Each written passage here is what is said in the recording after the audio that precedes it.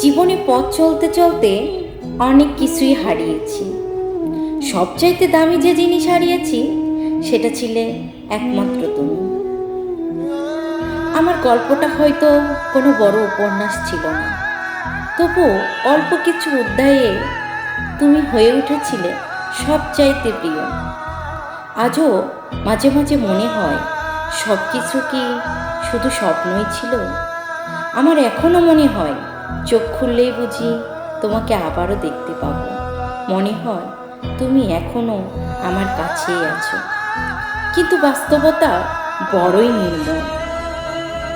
নিঃশব্দ আসে বুঝিয়ে দেয় বদলে গেছে গল্প, থেমে গেছে। আর তুমি জীবনে আর কোনোদিনই আসবে না ফিরে।